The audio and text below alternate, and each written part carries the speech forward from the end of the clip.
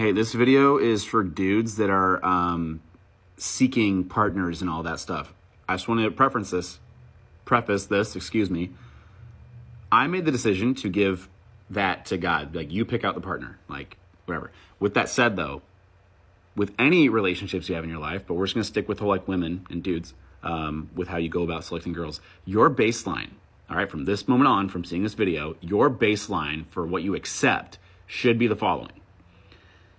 If someone does or does not disrupt your peace of mind, and like your solitude. Okay? I'm gonna say that one more time. If, as a dude, whoever you're courting, or whoever you are like, this girl's hot, I want her to be in my life, ask yourself the following. Objectively, can this woman potentially disrupt my peace, like peace of mind, my day-to-day peace, just me as a person? I would say objectively, me single, very peaceful person, pretty cool. Like, and then there's people I've made a mistake of letting into my life. I'm like, wow, I feel a lot of unease right now. I'm not at peace of mind right now. I don't like this. And I've made the mistake of doing that before, and it really disrupts my life. It's unnecessary. It's just junk. It's noise. Like, it's actually noise. And it's like, they're very attractive people, but their personality on the interior is equally like just as ugly. So like 10 out of 10 internally, they're like a negative 10 out of 10. It cancels itself out. It does not matter how fat the girl's ass is, how big her boobs are, cute her face is. It doesn't matter. You need to wrap your head around this. I don't even want you to accept this right away.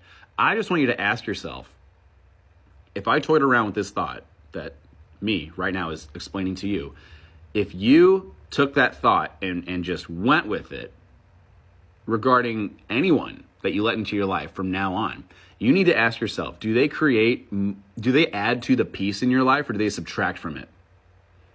This goes past women. This is just friendships, other dudes. It's like, there's a lot of people I've uncovered over the years where it's like, they're legit envious of like,